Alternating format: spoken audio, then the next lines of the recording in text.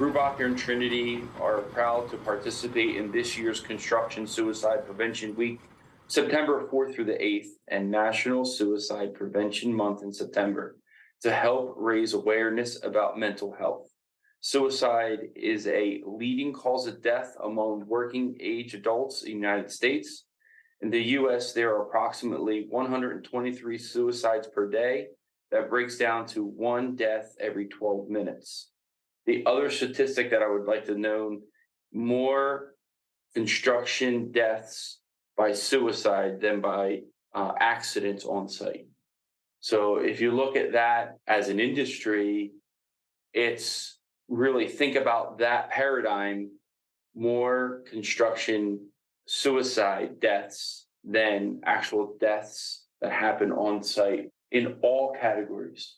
So it's definitely something that the industry has to, in all, take seriously and do their part in helping and preventing.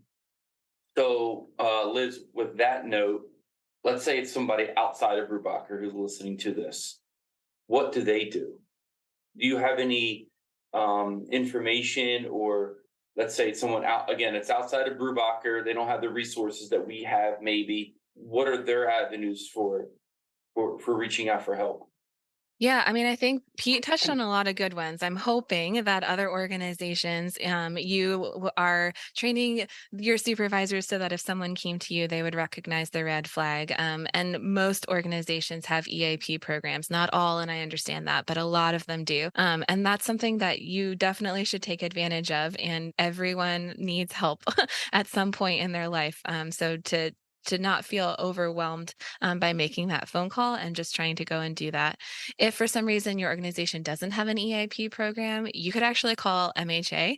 We have a CMAP program, which functions a lot like EAP, and it gives some counseling sessions for free. So we can equip you and resource you with that. We have some advocates who will help you. If none of those are options, or perhaps maybe just not something that you're feeling like you can do at that moment, there is a national crisis hotline, the 988. You can text it. It's on that card that Chaplain Larry was talking about. So I would definitely recommend you doing that. There is a suicide crisis number also on that card, but we can give that out, 1-800-273-8255. And then there's also what's called a warm line, which sounds maybe a little funny the way that it's phrased, but it's for people who maybe aren't at the moment of crisis, but still need someone to talk to. These are safe people who are trained to listen, and trained to hear what your concern is. So you can also always call the warm line, and they can escalate things if they need to based on what they hear, but they also could just leave it where it is, and you can call them anonymously and talk to them and then be like, okay, great, and hang up. And maybe that's just the first step that you need to be able to share. So the warm line is 1-855-284-2494. And again, those numbers are on the card that Chaplain Larry has, and also easily accessible via Google. Yes, Pete. Yeah, I was thinking the stigma is the big thing. I think especially within just mental health is becoming a wider, broader discussion. And I think it needs to be. And so for me, mental health runs in my family issues. And so I have to be aware of what goes before, but also to be aware of where I'm at. And so a lot of the mental health and suicide prevention is actually that self-awareness. Okay, I'm sleeping a little bit more. I'm feeling a little bit like I'm disengaged within the things that normally I enjoy. And so that self-care is very important, but sometimes when you're in that place, you cannot see it. And so having those people around you that can pull you out and say, hey, there's something, my wife's very good at that. It's like, what's going on? And I'm like, I don't know. Give me a second. Let me think about it. Those conversations is really helpful. So I would say that having those conversations, and if you deal with something, there is no shame. It's a fact. It is what it is. And mental health doesn't always have to be a whole life thing. You might just be through a struggling season. So it might be, hey, my finances are terrible. I've had a leak in my ceiling. Someone broke into my car this week, all that kind of stuff. It could be situational, but just being aware of where am I at right now? What am I feeling? Like I don't want to do something. Okay, probably I should reach out. And then also, because our industry is so many hours worked, that sometimes we don't have time for ourselves and time to relax and time to actually fill our cup. And I'm a big proponent in making sure that you look after yourself. What is it that you really enjoy? Is it the shooting range? Do you need to go and take a Saturday at a couple hours? I know our guys are hunters and fishers. Making that time for yourself and for your family is really important to fill that cup so that when you are going through those difficult times, that mental health is still being preserved, because it is very much not seen a lot, but it does affect everything that you do. And so gone are the days where we say, leave your feelings at the door, don't bring your home life into work. No, that's impossible. You bring everything that you are and dealing with into work, and we're in a high hazard workplace, and if we're not careful, we can go into a very dangerous place. And so making sure that you look after yourself means that you're actually also looking after your crew. You're looking after, like Liz said, making sure that we're actually being safe. And so all these things does affect not just you, but those around you. So just be aware, look after yourself. Is there something that I'm going through? Do I need to reach out? Larry, myself, all those things are there to help you. But it takes you to make the first step. You've got to reach out. Yeah. And so one of the things you talked about, Liz, was the rescuing stage, right? And the stream. So what's maybe not the deep water where you can't touch the bottom, but what's the next midstream? Are you in that realm, or you're in the realm of it's a little stream and you spend most of your time preventing? Well, I would say Pete did a really good job of talking about what midstream would be, is like making sure that you're mindful of self-care and talking about really kind of taking the steps and the necessary actions to care for yourself and be aware of what's happening with you. Um, we do at MHA have some, I would say, midstream approaches. So our advocates are really great at connecting with resources and providing the necessary interventions, or helping you find the interventions that you need that are in the county. So if you aren't working for an organization that has all these awesome resources, but maybe you need something else in addition, you can call MHA or find some other resources online. And that, what I would say, would be the midstream level, is getting therapy, getting the interventions that you need, having that holistic approach. My work in education is, I would say, all the way upstream. So I'm trying to encourage and empower people in the community, not only to know the different dimensions of wellness, but also to shift a culture. So, we're talking about mental health more as a society. Absolutely true. We're promoting wellness more. Awesome things. There's a lot of conversation about it. And now we need to put our money and our actions where our mouth is, honestly. We need to be able to meet that with the necessary environmental changes, the policy, the ways that we are practically in the day to day interacting with one another. And that can happen occupationally in the workplace. That can happen in our faith communities. That could happen in any sphere of influence that we're having. Like, how are we truly shifting the culture and the perspective to say, like, what do you need? What do I need? How can we meet needs together? And I think you made the comment, Chris, earlier when we were talking, if the tide rises, all the boats rise, right? And so, like, if we're all making sure that we're taking care of ourselves together, that's the perspective shift. So I do a lot of conversation about the 8 dimensions of wellness. And those are, we say, those are intellectual, physical, emotional, social, financial, occupational, environmental, and spiritual. And so there are a lot of components to who a person is, but being able to know and recognize that there's mental health wellness, which are good things. And then there are times, like Pete said, where things aren't so great. So, like, maybe you are in an awesome social wellness situation and your financial wellness is just really making you and like sucking you down. So being able to kind of know where you are, take a pulse of what's going on for each of those dimensions, how they interact with one another, and really just having this almost like social norming of self-care. I think self-care has become a buzzword that shouldn't be, because it's not, it's a buzzword that we're all talking about, but then we actually need to do it. So just this connection piece with that perspective, like, how are we saying and talking about these really important things and then actually going to do it?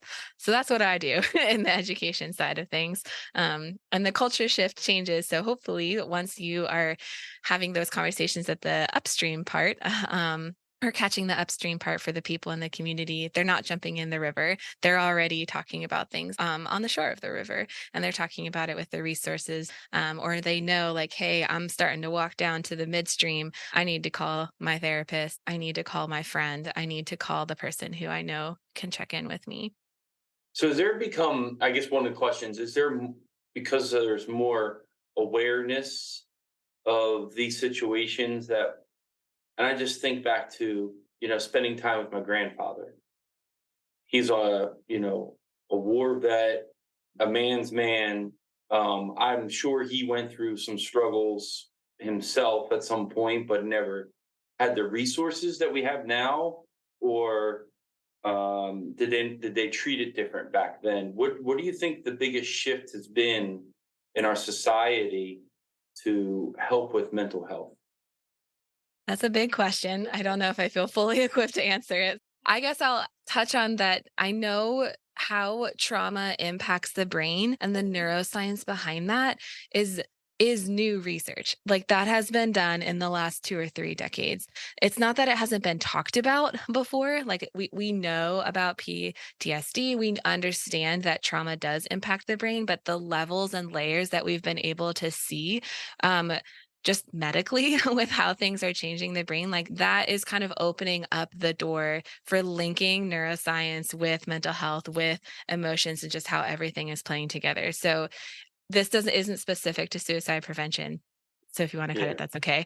But, myself as a parent, right? Like, I am thinking and parenting differently my kids who have been brought home to me through adoption, because I recognize that their trauma history is something that I, myself, and my brain hasn't experienced. And so, like, how they perceive the world is different than what I grew up with. But now I'm equipped with more information because of the medical knowledge that I have been able to glean from different trainings. And so, to some degree, I do think that translates to this conversation. Like, we're learning more, and so we're able to assess in a different way than we were before.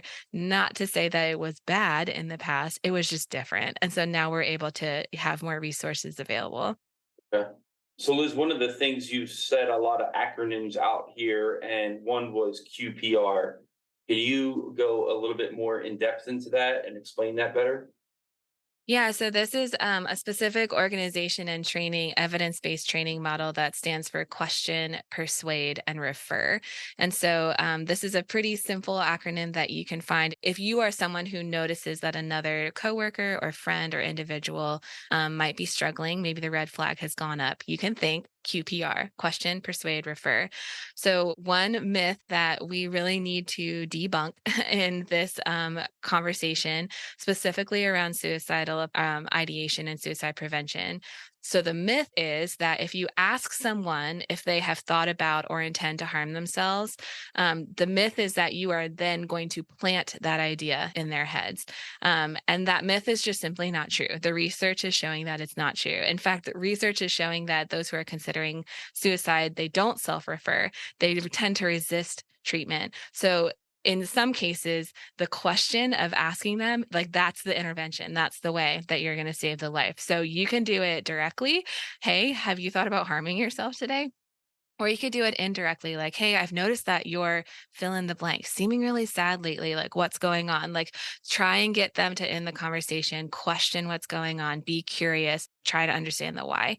The persuade is getting them to help. And so, uh, a lot of the things that Pete touched on, a lot of that like midstream intervention approach, like how can we equip them? If they are in a moment of crisis, you need to call the crisis line. That's the persuade. Like, hey, I'm going to sit right here with you while we go do this. And that leads into the refer, like referring the person to the right resource. So being able to recognize, like, hey, is this person imminently in crisis? How quickly do I need to escalate this to get them to the help that they need?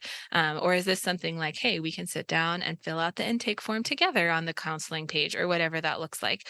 So referring them to the right one. So QPR, question, persuade, refer, highly recommend it. There's actually a longer training that you can take.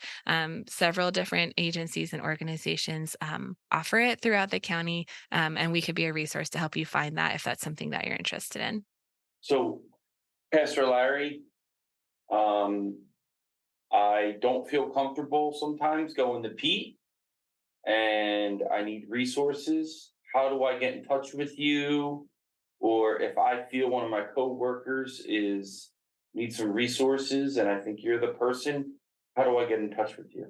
The information is available on the business card that's been handed out. They're available in the lunchrooms at different areas throughout the uh, shop here. Call me, text me, email me, whatever. I'm available 24 hours a day. Okay. You can leave a message. I probably won't answer the phone at 3 a.m. in the morning, but I will return your call or return the message that you send. I will respond to it, and we'll get resources, get you connected to whatever you need. Yeah, and if there's some kind of other emergency that you're going through, you're also the resource for that. Yes, So not absolutely. just in this one suicide prevention, but also in any emergency or situation, family, Right. financial, a tragedy, an accident. You are the resource for our team members. I think as well, it's good to say that sometimes they can't reach out themselves. And so for you to reach out for them. So the line that I always use is I say, is it okay if I reach out to Chaplain Larry for you? Is it okay if Chaplain Larry gives you a call? Because sometimes when you're in that hole, it's very hard to see the light. And so having that person to say, hey, is it okay if I reach out to Pete for you and get Pete to call you, means that the person going through the tough time doesn't have to. That effort seems like a mountain. Yes. And so that's my advice is if you see someone going through something, say, hey, can I reach out to Larry for you? You're being now their advocate. And so that's just something that I've been trying to do myself. When someone's going through something, I say, hey, is it okay if Chaplain Larry calls you? And then they have to say yes or no rather than pick up the phone and call. It's an FYI. Great. And yes. So what I discovered over the years is that what a lot of people need is just someone to listen to them. I mean, there's been many times when people thank me over and over for how much I helped them, and the help I gave them was a listening ear. In our society today, we don't have time to listen to one another. We're so busy doing this, we gotta get this done, gotta get this done, and then the next thing. And so just to be able to listen and listen to understand, to validate people's feelings and what they're struggling with, and just to be there is an incredible resource. And anybody can do that. Listen, I guess maybe some people are better listeners than others, maybe. But that I think is a big point to make, that be available and be a listening ear and just validate the person's feeling, not to diminish, oh, you shouldn't be feeling that way. I mean, to validate what they're expressing to you, and then if need be, refer them to resources.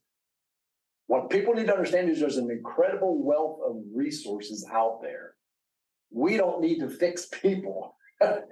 What we need to do is refer them to the professionals that are trained professionals that know how to work with individuals and find the help that they need. Make the assist. Yeah. Liz, any closing remarks? Or I appreciate your time so much today. This has been like an eye-opening. But I'll I'll let you have the floor here for some closing remarks.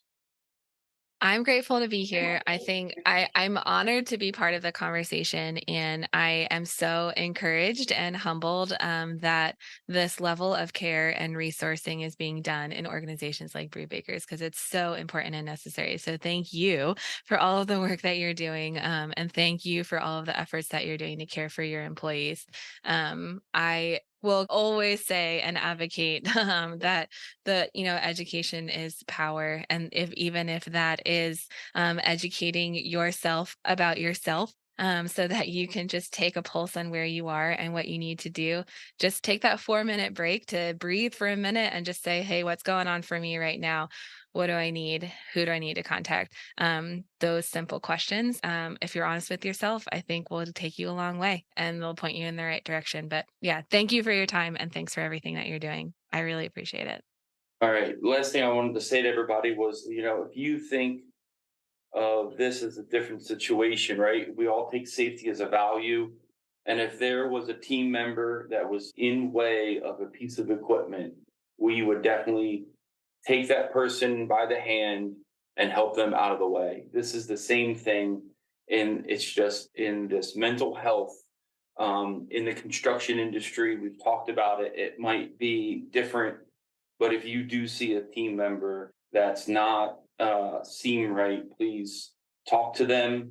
And if they do need assistance, be there for them, be their brother's keeper. But I just wanted to thank everybody for their time and efforts. And we will talk to you at the next podcast, and have a great day.